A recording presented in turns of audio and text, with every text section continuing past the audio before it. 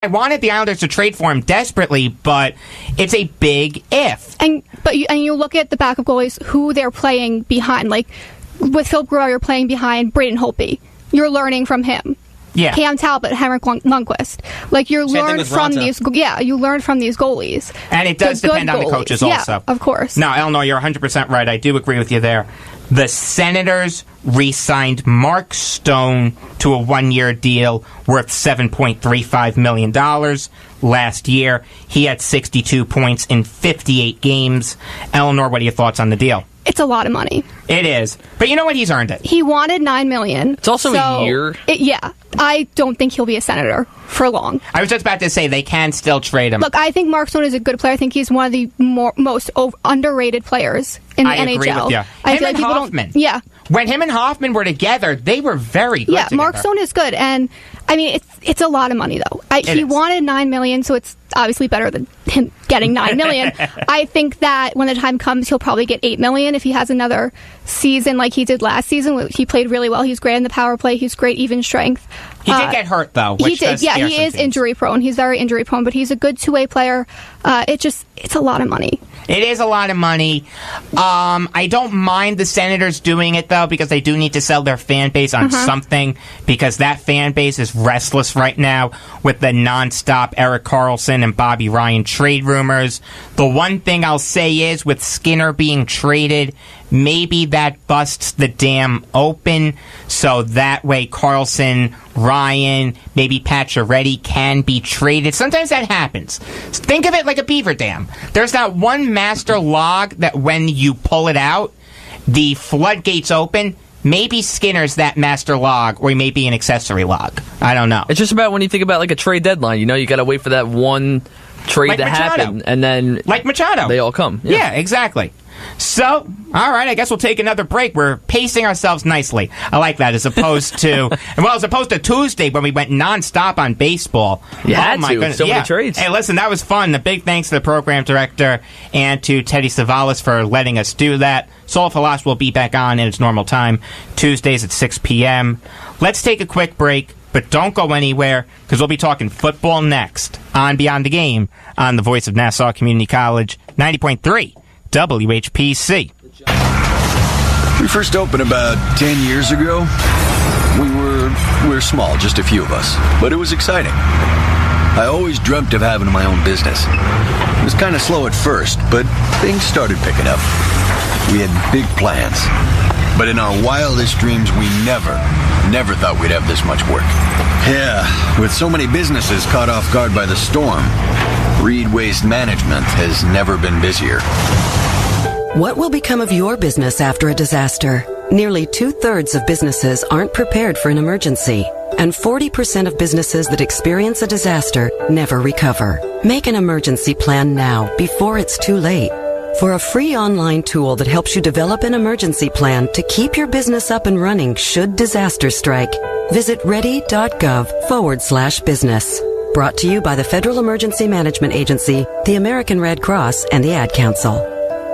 Hey, what's up? This your guy DJ Steph with the F. And if you didn't tune in last week to It's Saucy, this is what you missed. Yeah, but you know what's so funny? I found funny is, like, remember that time Meek Mill donated like $50K to like Philadelphia public schools, and then Drake topped him with like $100K? That's so petty. It's just like, free you Meek. and that petty stuff. Free Yo, Meek. Stop that. Because we had a problem the other day. I ain't gonna say it, but you know I'm not petty. First of all, you're super petty. No, I'm because not. You be throwing low blows and sneak dissing on air. First, you did it to my man Vaughn P. last week. I said we have interesting people here. Now you trying to come for me? I'm not coming for you. I'm just saying that, it hurt me, Sam. It really did. If you don't want to miss out on moments like this, plus hip-hop and reggae music, then tune in every Wednesday at 10 p.m. on the Voice of Nassau Community College on 90.3 WHPC. Jacob Vaughn. Yeah, no, they don't. No, they don't. 2 in one day. Yeah, exactly. Well, that's what happens. That's what happens when we space ourselves.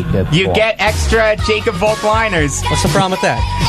Thank you. I like this one. Eric. I like this one better than the one I did not hear. Because you heard it. That's why. Yes. You're only on that metric. You're listening to Beyond the Game on the Voice of Nassau Community College, 90.3 WHPC. We are live twice a week, Tuesdays at 5 p.m. and Fridays at 3 p.m. I am Jacob Volk. You can follow me on Twitter at RealJacobVolk. Sitting across from me, Dominic Arbolino, who you can follow on Twitter at Darbs5258. Eric Fischetti, who you can follow on Twitter at Sergeant Fish. And Nick Ohrnberger, who you can follow on Twitter at Nick Ohrnberger. Number to call if you have something on your mind is 516-572-7440. Before we get into the football stories that we have listed here, Dominic, you have some breaking news for us. I do. The Giants are signing former Bills and Panthers cornerback Leonard Johnson. That's a player that David Gettleman had in Carolina. They also worked out free agent cornerback Alteron Werner. Shocker! He was in Carolina. My God. Russell Shepard. Look, at one point, that was all the Giants were doing, just signing former...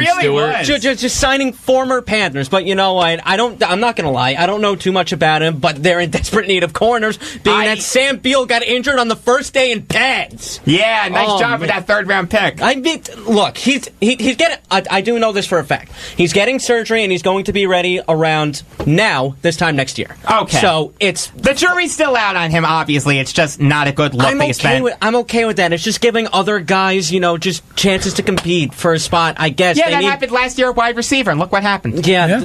Like Tavares King. He could be Blake Griffin this year. Just hurt his whole first year and then come back for his rookie year and his second year. And Simmons, too. Are you saying that he's going to have to pay $3 million for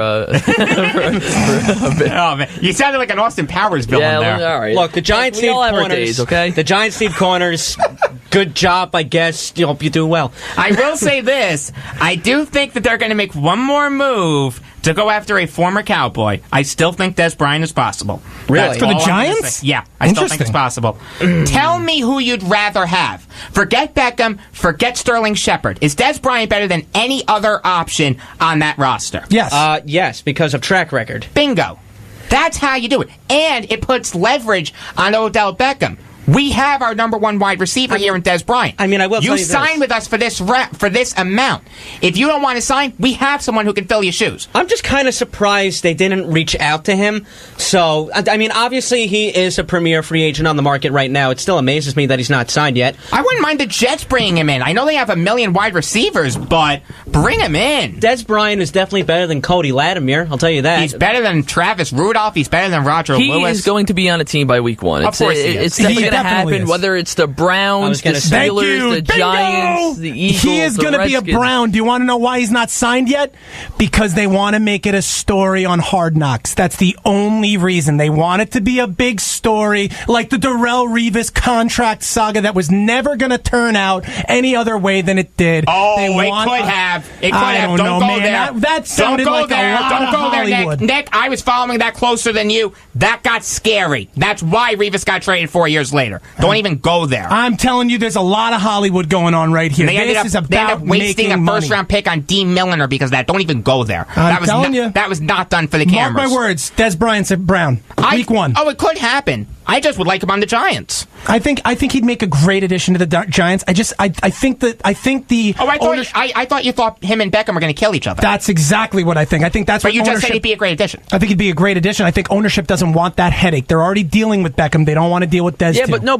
Here's the thing, though. Beckham hasn't been a problem. Beckham has been doing everything the team and coaches have been wanting to do. He's showing up to practice. He's being a leader now. Yes. Well, yeah, because what do you want to do? Be a jerk? No. At least he's not being like Khalil Mack and hasn't gotten contact with his brand new head coach. I mean, that situation in Oakland is awful. Oh, he must have. In fairness, all of you are not Giants fans. Odell but is we still know the team, Eric. Right, I get it. But Odell is that kind of player where you hate him if he's not on your team, and I feel like I don't hate Odell. No, I don't hate Odell either. I actually like Odell Beckham Jr. I have an autographed picture of him in my room. I'm not talking about you guys specifically. I'm just talking about from what I've seen. Odell is that kind of player. If he's not on your team, team, you kind of hate him. But I will say this. Julio Jones has an awful attitude toward his contract now, and that's something that I don't think Odell would do.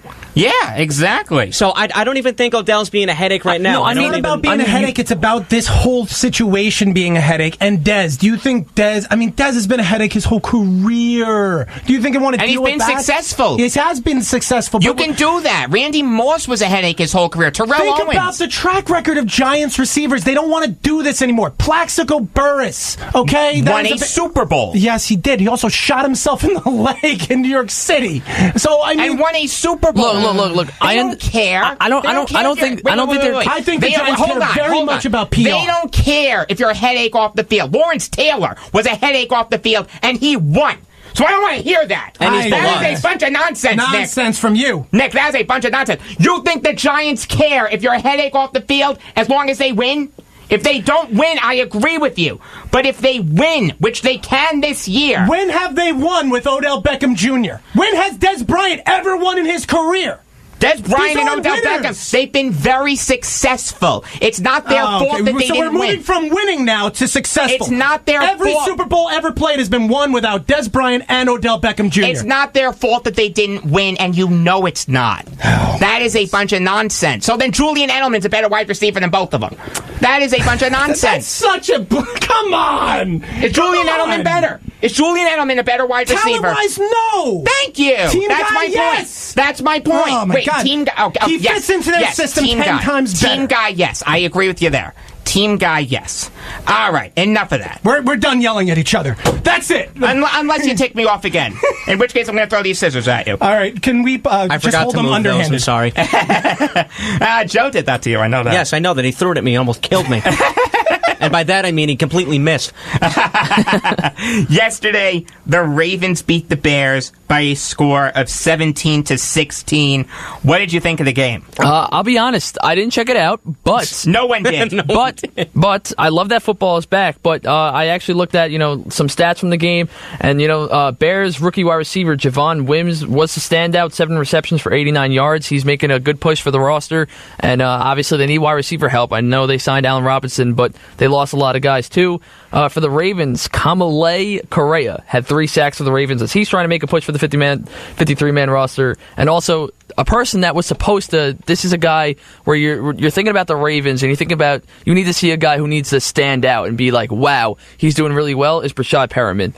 He has been awful. He's had injury problems, but when he's played, he has not done much. And I think that is a Ravens pick that they regret big time, and they need to see more out of him this preseason because there's a possible chance that he won't even make the 53-man roster. The reason why Perriman was drafted in the first round was because he had an excellent NFL combine. You've got to be scared of the workout warriors. Charlie Casserly had a great quote. You only use the NFL combine to break ties. You don't use it for anything else. So that's why Perriman failed. Lamar Jackson. That's the biggest story here, aside from one other one. But yes, this guy stunk. He's terrible. He was beyond bad. All right, I knew he wasn't. I don't think he's terrible. I don't think he's going to be terrible. He might have played terrible yesterday. I think he's going to be terrible. I really do. I think the next Tim Tebow. I think that his work in the NFL it doesn't really translate. Obviously we all know that college football is different than the NFL. These players get called up and they have no idea what they're even in for because everyone's bigger and faster and just more experience, older. Exactly. It's a faster, better game. Exactly. So, you see a lot of these, kind of mobile quarterbacks in college football. They don't really pan out too well in the NFL usually. I mean, look at Mariota. Mariota won a playoff game. Yeah, he's been pretty good. Yes. All right, Mariota. All right, I'm not saying he's bad. That's not the example you wanted to use. I know. But I'm saying he's the mobile quarterback, and he was killing it in Oregon, right? And when you look at Tennessee, I don't think that he's really reached that expectation, what they've wanted so far. I think they were expecting a lot more. I think it's working now that it's starting to year by year he's been getting better, but I think they wanted an immediate impact. They traded up to get him, and I don't know if the Titans will ever win a Super Bowl for him. When you trade up to get a quarterback, you want to win a Super Bowl with him. Cough, cough, Sam Darnold. Cough, cough, Josh Allen. Cough, cough, Josh Rosen. This guy out of Rutgers, Gus Edwards, he was pretty good also. The Ravens do need help at running back. I'm not an Alex Collins fan, but I do like... I love Alex Collins. I like Buck Allen. I'll tell you that. I like Buck Allen so much more than Alex Collins. Watch out for Gus Edwards to make the roster. I'm telling you, he was good at Rutgers. So the Buccaneers signed Jason Licht to an extension through 2019 last year. They went 5-11, and in his tenure there, they've gone 22-42. What do you think of him being extended? They've made some